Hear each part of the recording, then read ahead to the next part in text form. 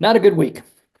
Not a good week Well, at all. again, it's a week of uncertainty. There's no way these companies, no matter how well they're doing, are going to do well when they don't know who they can and cannot sell to. Yeah, So it's a pause. And I think this is what President Trump was talking about when he said there may be some pain because someone had to tell him traditionally tariffs are inflationary. yeah.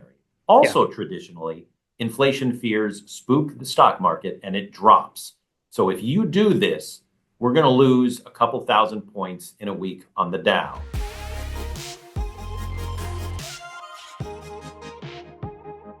Hi, and welcome to the Silicon Insider podcast.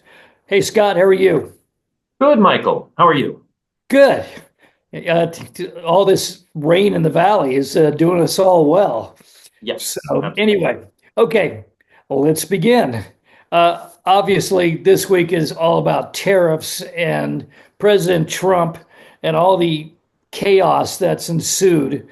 Apparently, as of Thursday, President Trump signed an executive action that delayed tariffs for 1 month, so till early April, on all products from Mexico and Canada, notably automobiles. That was the big one. That was the headline in most of the stories. But in fact, at least within most of the trade we have with Canada and Mexico, uh, this 1 month delay postponement covers everything under the USMCA free trade agreement, which is damn near everything. I mean, I've been down in Tijuana and looked in those maquiladoros and cars and heart pacemakers and all sorts of stuff are all made down there, and they're all covered because they signed the USMCA, and Canada did too. Now they may be embargoing bourbon to us. You can't get your Jack Daniels right now, but on the whole, this seems like another one of Trump's techniques. I mean, this is the guy that wrote, The Art of the Deal, and part of it is you open with an extreme position, but then you keep backing up and modifying it until you get something. Somewhere in between, you finally get an agreement, and this seems to be what's going on. Because he also got on the phone to President Sheinbaum of Mexico, and boy, she was spitting mad a week ago, and we're going to get revenge, just like that uh, premier up in Canada saying, we'll cut off American electricity, we'll embargo all American goods. Then all of a sudden, things start shifting, and suddenly uh, I heard President Sheinbaum saying, yeah, we had a really good phone call and it ended well, and we're going to make these things work. So you kind of don't want to come to any conclusions. I mean, a lot of people are running around with their hair on fire. This chaos. He's going to invade the Panama Canal, but now we know he talked to BlackRock, and BlackRock bought the Chinese operations on each end of the Panama Canal. I mean, it's incredibly tightrope walking, and it has enormous risks. I mean, if you get the deal, everybody celebrates you, but if you don't, everything goes wrong. Your name is mud. I mean, you could cause World War III if you don't get it right. So anyway, what we have this week is all of us are completely confused. and and no one more than the stockbrokers on the New York Stock Exchange and NASDAQ.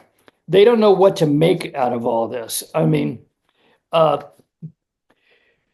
the Dow fell, 450 points Thursday.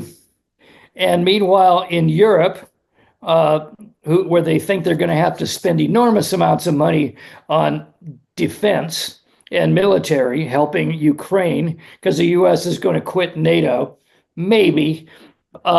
They had a massive sell-off of bonds, except for, and this is telling, EU, European Union war bonds. Apparently they went up. I guess, once again, war is good for certain companies, and it's also good for people that collect gold and buy bonds. So that's going on. And meanwhile, the U.S. mortgage rate posted its biggest weekly drop since mid-September. on fears, I guess, that the American economy is slowing down to nothing. And so now they're saying this might be the right moment to buy a home. I'm not sure if there's ever a right time to buy a home here in Silicon Valley, but in the rest of America, uh, they haven't seen this big of a drop since last September. So all that's going on. It's like they just grabbed the deck of cards and just flew it in the air, threw it in the air, and you don't know how it's going to come down. What do you think? Am I right on this? Do you feel the chaos out there? Yeah, and this was similar to 2016 when Donald Trump first took the presidency and put out executive order after executive order and talked a lot about tariffs. I think for the American consumer, really, there is confusion. We are not sure if goods and services that we've taken advantage of for a long time are going to cost more. One day they are, the next day they won't for a month, then they will again, then they won't for another month. People are trying to figure out what retaliatory tariffs are. And this all affects the stock market, what people invest in, because the stock market does not like uncertainty and it doesn't like inflation. And And what Trump is this is the embodiment of uncertainty. Yeah. right, and tariffs are often inflationary. So you have something that is likely to be inflationary, but for the uncertainty of it all. And that is why the stock market is dropping. And then, he's throwing in things like the Bitcoin reserve and just all of these things that are sort of swirling around, but Yeah. it is not a calm, stable direction. And I'll put in parentheses yet. There may be in the future, but for now, it's not. So we really don't know how much things are going to cost and what things will cost more. Yeah, and you and I can wait till the dust settle and we actually get some pretty good stories out of it. But uh, for Wall Street brokers, their job is to predict the future. And the future right now is utterly unpredictable. So the markets just went crazy. Nvidia on Thursday fell 5.7% of its value. That brings its decline this year to more than 17%. I mean, they were hit with DeepSeek, and now they're, this kind of reaction against AI. Is it real? Is it going to be as valuable as we think? Despite the fact that Nvidia introduced a great new product, it had good numbers last week. It just can't seem to buy a break right now. Well, Uh, it's also a victim of tariff uncertainty. I mean, if we're going to tax things that we sell across borders, yeah, boy, does that hit the tech industry, which has been, taking advantage of the flat earth for decades now. yeah, yeah. In fact, for a few days, uh, everybody, I think, in tech thought, well, with small tchotchkes and components and that sort of thing, we're safe under the de minimis law. That they're just not valuable enough to put a tariff on, and then they put it on, and then they took it back off. So I've been talking to some CEOs out there, and it's like we don't know what to do. Yeah, one company was looking at moving their manufacturing to Texas from China. But now they're saying, well, maybe we should just stay in China. We don't know what's going on, but we might be exempt because the parts we need are very inexpensive, or we might get killed.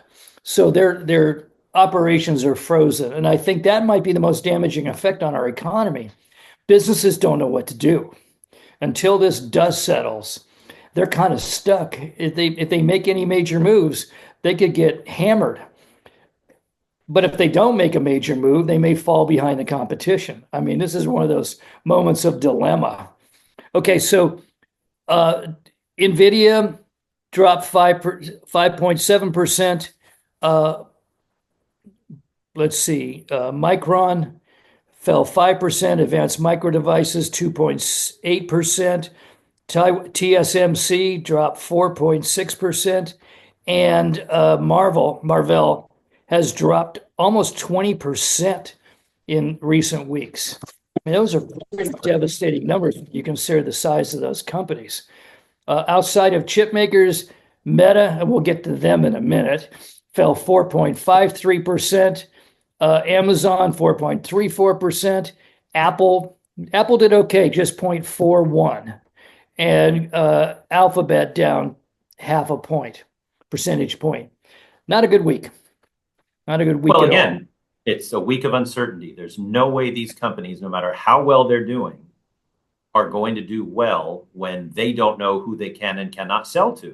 So it's a pause. And I think this is what President Trump was talking about when he said there may be some pain, because someone had to tell him traditionally tariffs are inflationary. Yeah. Also, traditionally, inflation fears spook the stock market and it drops. So if you do this, we're going to lose a couple thousand points in a week on the Dow. Yeah. And you have to know that. And so that leads to, hey, there might be some tough times for a little bit. We may have to do some adjusting. However he calls it, this was not hard to predict. And we predicted this even during the election when he was talking about tariffs, saying, hey, tariffs are actually inflationary. This is what may be in store if he becomes president. Yeah, he's used the word pain. So on the other hand, one company did really well in the last few weeks, and that's Broadcom, of all companies. I mean, its shares are up 9% after the bell on Thursday. I don't They know why. reported earnings, and their earnings Yeah, are reported good. earnings, but they were really good earnings, apparently. And They're in a really good spot. They're in a good spot, and they've been doing really well. They just had a gigantic stock split. They've been making a lot of money, riding on the sort of Nvidia coattails with AI. But I wonder, if you look ahead, if they too are wondering to whom they'll be able to sell all those really lucrative chips in the near future. Well, it sounds like, especially if you get a Canadian embargo on agricultural goods. By the way, I feel like Canada's being a little bit hypocritical, because I saw a chart of the tariffs they put on U.S. goods. Butter, 298%. Milk, 270%. Cars, 45%. I mean, they're kind of not in the position to say, how dare you put 25% on us? But farmers are going to do real well if all of a sudden we're having to pay a lot more for Saskatchewan and Alberta and all of their agricultural products like wheat. Farmers may make out better than anybody in this, while the rest of us are, losing money fast. So it's going to be an interesting, and that's an important voting block for the GOP. So we'll see what happens on this dynamic. It's going to be scary as hell, but if you're a cynical person, it's going to be fun. Okay, next up, there was a really interesting moment this week. Actually, it was on Thursday. The head of TSMC and the president of Taiwan held a joint press conference. And the whole point of the press conference was to say, yes, we're going to invest $100 billion into the U.S. market, but it didn't stem from customer demand, and we didn't get pressure from the Trump administration over tariffs. The president of the country came out and said that. And, when you hear something like that, you think, okay, they probably did get pressured by the threat of tariffs from the White House. When you have a president of a country come out and say, no, that really didn't happen, we weren't influenced by any of those things, you could pretty much assume they got influenced by those things. And interestingly, they didn't say, we want to have our operations, some of our operations, in another country that's 7,000 miles away from China. China didn't even come up in the conversation, yet that's been the obsession of Taiwan since the late 40s. So is that the real reason they want to protect some of their most important manufacturing operations? Or is it really they got pressure to do it? Or do they see everything going onshore in the United States and they want to be on that game? I mean, it could be some combination. TSMC has had for some time a facility in the United States that they built. They've been manufacturing chips here. They're the world's largest manufacturer of chips. They want in on AI. Their stock has been doing quite well. And I think they, like Apple and, we've seen a couple companies step forward and say, we're going to make these major investments in the United States. And I don't know if that's pressure from Trump or trying to please Trump, which we've seen tech companies do. But there is this sort of, hey, we want to be on board with this. And because it is TSMC out of Taiwan, there are political overtones. You can't ignore those. And you wonder if there's some sort of, hey, we're friends, aren't we, kind of thing happening here as well. Yeah, I noticed when they were building that fab, the last one, they brought over Taiwanese workers because they felt they did a better job than local American workers, Right. which is, if you think it's going to create a whole bunch of new jobs, you might want to think twice about that. It may occur very differently. We'll see on this one. Okay, next. Um, Layoffs. Well, Doge is having its effect. I mean, there's been a lot of layoffs in the United States in the last month, but it's really showing in DC. I mean, I saw the Zillow page for homes for sale in Washington D.C. There were so many homes for sale that they didn't have individual spots. The numbers where you look.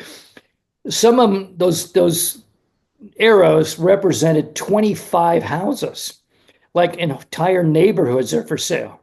And I got to admit, I'm kind of a mixed emotion because I was back there with my youngest son uh, 8 years ago, 9 years ago, and Washington D.C. While the rest of us were in a recession, maybe it was 10 years ago, in a recession, Washington D.C. All the hotels were filled. Every bar was filled. Every convention center was filled. I've never seen so many cranes in my life as over DC while we were all starving out in the hinterlands, us voters.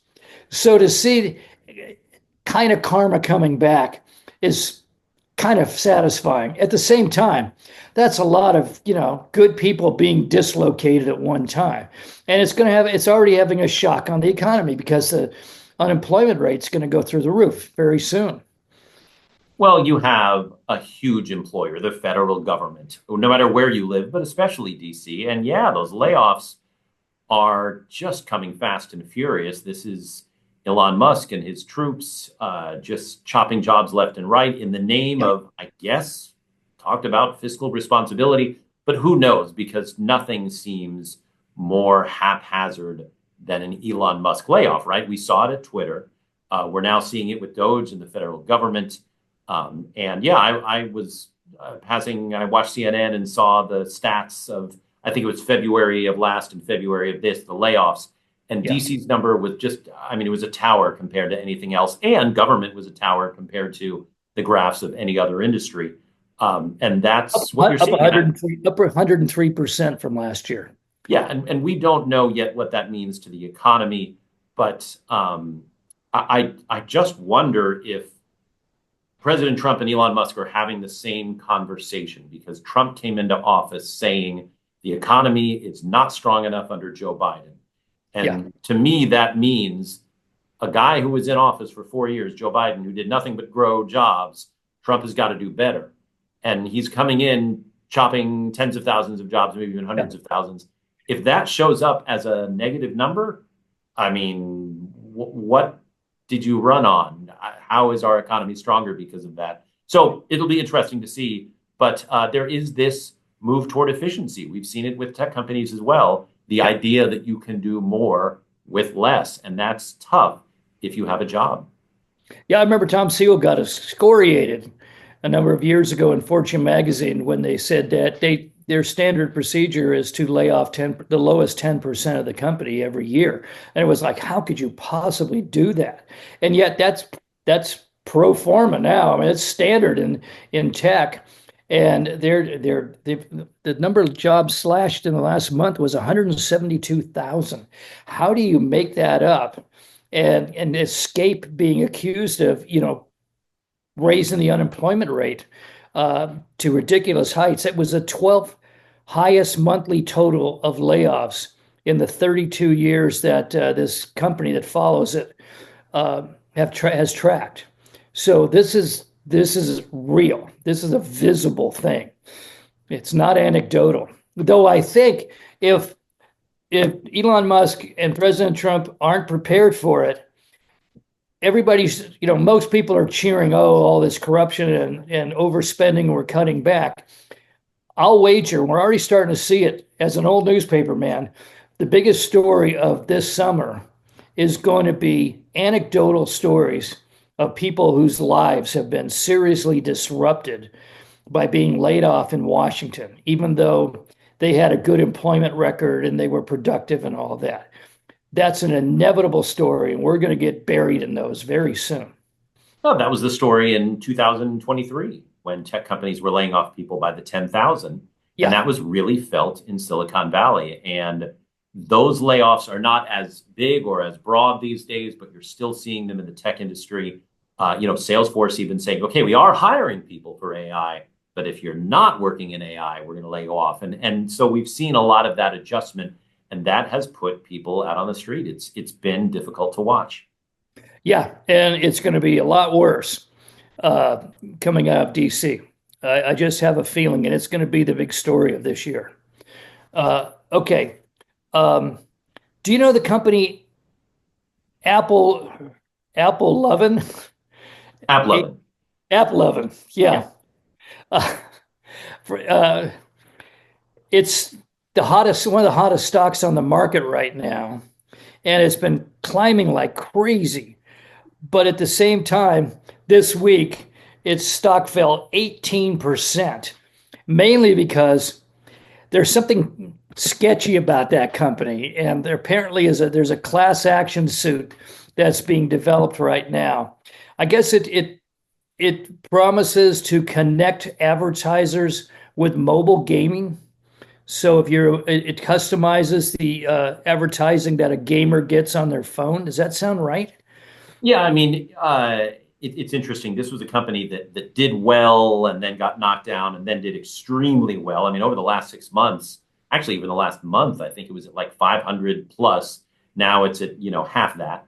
And this is just one of those companies that I think trades a fairly small float and trades on a lot of enthusiasm. We've seen some stocks do this recently. I mean, remember Palantir was about 120, then it got Yeah, knocked down.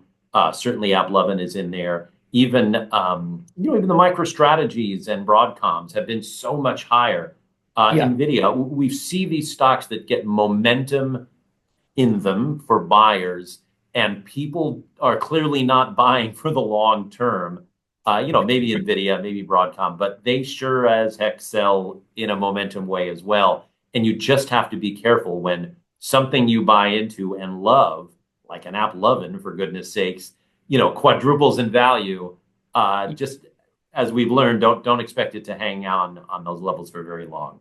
well, I don't think I've seen as much disagreement among analysts as this stock. I mean, uh, some are saying, oh, there's something sketchy about these guys, and we're not sure we really believe their business model or their revenue numbers. And then I read another analyst saying, this is the greatest opportunity to buy stock. Get in there at the bottom, and you're going to make a ton of dough. And it's like, if I'm out there, if I'm sitting in my house looking at the stock tables and thinking, maybe I should invest in this company, I literally don't know what to think. I mean, again, this is not a place to give advice one way or another, Well, but that's why there are you and I don't own stock right. because we don't want to go to Leavenworth for playing stocks. But there's also just if something is a momentum stock one way or another, you're going to have to pay so much attention to that day by day. It would have to consume you. And, when I tell people the reasons I don't buy and sell stocks, that's one of them. It's not just because of my job. It's because, look, I don't have the energy or the skill to follow these things as individual companies. And sure, people can say, well, buy Apple or AT&T or something that has been around for a million years and is very steady. I get that. But still, there's a big difference between buying an Apple and buying an AppLovin. And Yeah, one you have to pay really, really close. nicely said. You nailed that one. Thank you. But you get the point. And we've seen as the markets have gotten hot and heavy lately, the rise of some of these momentum stocks that Yeah. really take off. But almost inevitably and almost to an individual company, they fall pretty quickly too. And you have to Gravity still exists. Gravity always wins, as Radiohead says. Yes, absolutely. I'm such a great stock picker that my father bought me a couple shares in two different stocks when I was 9 years old so I could learn about the stock market. I sold that stock 45 years later for exactly the same price. That's and I thought that and so he did teach me a lesson, which is you're not smart enough to pick good stocks. And I've learned that lesson. I've internalized it. So even if it wasn't criminal, I wouldn't get anywhere near the stock market. I mean, right. It's for those who pay super close attention and give it a lot of scholarship. And I think if you do those two things, you'll recognize momentum stocks for what they are. Remember the whole GameStop scenario. And, Yeah. a lot of people bought in because it was exciting and sexy and people were tracking it online. But boy, that fell fast. And, if you were dependent on that money for a college fund or your retirement or anything, it's got to be tough to see something fall that fast. Yeah, it's like casinos. Don't Right. bet anything you can't afford to lose completely. Okay, Well said. finally, uh, I'm sure you read about it. There's a book coming out next week called Careless People. And this is by a woman named Sarah Wynne Williams, who was at Facebook for, I think, 7 years. She was a director of global public policy. And so she had a pretty high level position. She was C-level. And the theme of this book is Facebook, how it changed the people running it, and how the company tried to present this nice exterior, but inside it was kind of a snake pit. And she was intimate. She even admits she was intimately involved in a program by Mark Zuckerberg he was so desperate to get into the China market, he actually offered to create surveillance tools for the Chinese Communist Party over the citizenry, which, you know, every time I think Zuckerberg is starting to turn into a human being, we get something like this, which is almost pathological. The need, and it reminds me of Eric Schmidt years ago at Google when he was chairman, and he said, well, if you don't have anything to hide, why do you care if we tap into your information, if it's made public?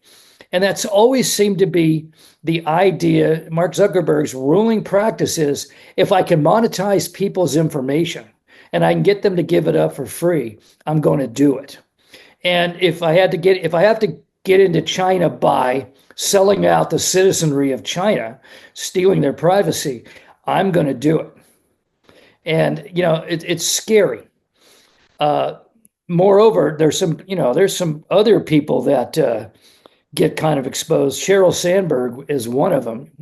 She writes that while Sheryl was writing that book about for women about leaning in and taking control of your life, she said being a mother at Facebook during that period was really difficult. So, I mean, between hypocrisy and the basically slimy business dealings, I mean, every company can be exposed like that, but Facebook seems to be kind of a special case. Do you get that feeling? I mean, Yeah, because I've read. you've been covering Facebook since it was nothing, and now it's a worldwide enterprise with billions of users. But have you ever felt comfortable in the morality of that company? No, certainly not, because of what it does. And, I was young not that long ago, and I remember what it was like to not really worry about things like privacy and my information out there among who I assumed were friends. But now I know better and am trying to educate young people on being a little careful about their privacy. And the reason I know about Facebook is not just from covering the early days of Facebook and their growth, but from reading the books of those who covered it much more closely than I did and much better than I did. And, there have been a couple of recent books that really did dig into the management culture, and they're brutal. And it's what we assumed and now have confirmed about the company and its growth and its really lack of, any caring about the privacy of young people or their mental health. And, this is now something we know and should be acting on as responsible either young people or parents of young people. And so I did hear about this book, and I wonder what we'll learn that's new. But certainly, well, it's an insider and a whistleblower, so we might get a few more things. true. But we really shouldn't be surprised anymore by social media and what it means to our privacy and that sort of thing. Because now we know, we've been educated in a relatively short period of time, that these companies have existed and gotten big very quickly. Yeah, and well, the thing about Facebook is they seem to be able, at least Mark does, to be able to get a reset switch. Like, oh, we're not going to do that anymore. We made a mistake, and everybody goes, oh, okay, then it's going to be fine from now on. And I've fallen for it a couple of times. The new look that he's got, the regular bro look now. It's like he keeps trying to just say, we're not going to do it anymore, and you have to believe me. And then they go on and do something just like it again. When do we stop forgiving them? I mean, I've stopped forgiving them a long time ago, but it's not even The stock forgiving market them. hasn't, that's for sure. No, because it's a profit generating machine. And look, you're either part of that as someone who willingly gives up their data and participates, or you're not. None of us have to be on Facebook. No. None of us have to be on Instagram. And that's something that's really important for us to understand. And, I tell people, stop blaming Facebook. Let's look at ourselves. Do we need to be on these sites? And do we need to put our private information on these sites, even more importantly? And the answer is no. And they're Wall Street giants because people still are willing to give up their information for free, and that is their prerogative. Well, human psychology, it's very hard to swim against the stream, and this is a flood.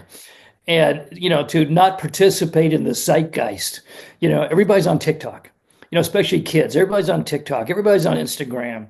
How can you not be? And you feel like you're a social pariah, an outcast. Right. And these do serve a social, utility and use, and I get that. But every time I get something from Facebook that says something to the effect of, hey, 25-year-old single guy, I know I'm doing something right, because I am neither of those things. And it's been a long time since I was those things. It does not see that which is important and personal to me, at least all that much. And that's very, That's a good deliberate. sign. Yeah. You've done it And right. so I look at the ads that I get, and I'm very satisfied that it doesn't know much about me, because I should be getting the ads of I should be getting those, we know you're old and suffering kind of ads. And instead it's, hey, young person. So, Facebook is what you allow it to know of you, really. Right. Okay. Well, that's it for now, folks. You can find us on Spotify, Anchor, Google Podcasts, Apple Podcasts, and YouTube. You can see Scott on Facebook and X. And of course, speaking of Facebook and X, and of course, almost every weeknight on NBC Bay Area. And hear me regularly on the BBC World Radio show Business Matters. We'll see you next week. Bye-bye.